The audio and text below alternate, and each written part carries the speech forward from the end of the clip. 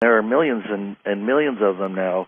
There now some of them are grandparents, but they've been given drugs to alter their, which as we know, dampens the ability to contact your higher self, or your abilities are dampened. So. Yeah, I want to say something about attention deficit disorder. Yeah.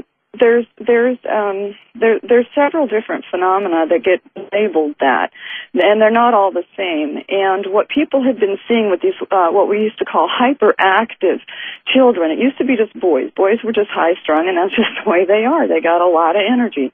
But then there came a time where the boy can't pay attention because he can't sit still in his seat, and so they drugged him to slow him down, and then they made it a clinical diagnosis to justify the drugging, or whichever way that, whatever the chicken and the egg was on that, I don't recall specifically, but the point is that the higher realm mind is going to run faster, and so when you have indigo children who are tacking along at a higher rate of speed, their RPMs are moving. And so they're having whole thoughts way faster than adults are used to seeing a child have, and moving from thought to thought and act to act, action to action, toy to toy, whatever, because they're satiating themselves quite fast. And so you can call it hyperactivity, but think of it as these guys are just really going faster, harmonically speaking. Right.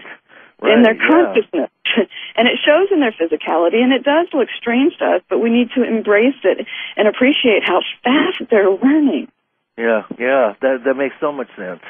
Because the rate of speed of energy determines where it is in the scale of things, and the energy that we can't see is the energy that's moving faster than we are. And the children's attention, they're moving fast. Right. Now, one of the things I'm curious about is, what about, we know that there's a stranglehold that has been created, a giant octopus of debt, and the banking industry and the banking cartels in league with the mafia and the corporations and the governments.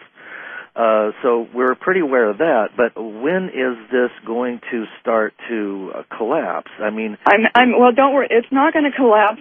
Fortunately, it's going to be allowed to limp along.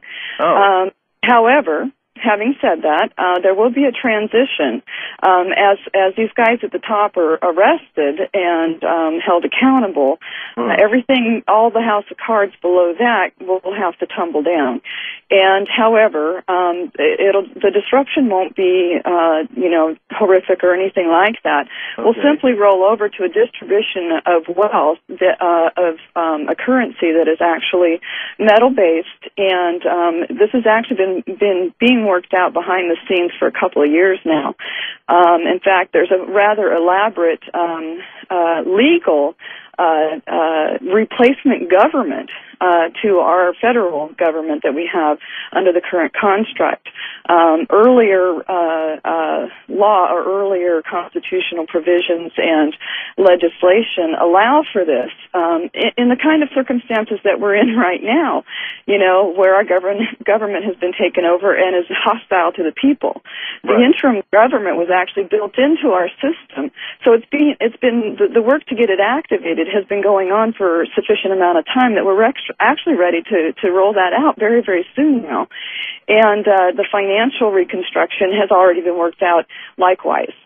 So people need to relax and understand that everything has been planned for by the most intelligent entities you could possibly imagine. All right. I mean, yeah, and so this is going to be a rational, a fair, and relatively smooth transition. Not that we won't see some scuffles, but that'll be infighting from the people we're breaking away from, and we'll just enjoy the show as they pick on one another, but realize that that the higher realm entities aren't going to let them have a pissing match, if you will, with their lasers. to the detriment of any of us on the ground. So, their ships can be captured and taken aboard our motherships and taken out of the equation rather efficiently. But there will be some skirmishes that we will see in the weeks to come, and those will be widely reported so that the humans on the ground will know what was happening. But they will also see how swiftly it was put to an end, and then that should embolden everyone to settle down and settle into this new paradigm of freedom that we are already in. Wow. Now, what about the enormous underground projects that have been going on and the secret projects that are basically black operations that for instance, Area 51 through 99 and sure, none of that is a secret to the people that it matters most to, and it's not even a secret to the humans anymore. But it is known right where everybody is at. There isn't anybody on this planet that is inaccessible to the kind of technology that our big friends have brought with them. All right. And plus, there's the supernatural ability to simply disembody somebody who is absolutely going to commit an evil and unallowable act, which is murder now, and so they can be disembodied or beamed off the planet. Whatever recourse is necessary and appropriate to the agreement that person forgot they made when they came onto this planet. None of us are going to be allowed to die ahead of time. Anybody dying from this day forward, it was already built into their contract coming in. They didn't need to be here for ascension. They probably came here just to be light on a dark place and bring their frequency onto the surface of the earth to add it. We've had an additive effect, we angels, by incarnating down here, and it was sufficient for most of us to just simply be here and just be the light, just be nothing, and just be, endure patiently and observe and integrate and negotiate and, try, but learn, whether you realize it or not. And, but just being here for most of us was sufficient. But some of us actually were here for a mission plan, and mine was initiated on the 31st of January. And I was kicked into action, and everything I was doing at the time got dropped like a hot rock. My career. Wow. It was quite the unfoldment. I went pretty fast, and but here we are. I did what I came to do, which was to be a tattletale, a whistleblower, and then my secondary now, which is now my primary, is to be a way shower. And I'm a paradigm shifter. The book that I was already writing before Cliff High's Webbot predicted me was already titled The Next Paradigm Shift, Physics, Consciousness, and the Evolution of Humankind. I began writing that book right after Valentine's Day, because when I woke up on Valentine's Day, and I was apprehended in my mind fully the problem with the paradigms of physics that I had been studying for 7 years on this planet. I had already been studying quantum physics and aether physics through Dave Thompson primarily, but also the Korea couple, or Carrera, if I'm saying their name. There's excellent quantum physicists on this planet who can illuminate us quite a way.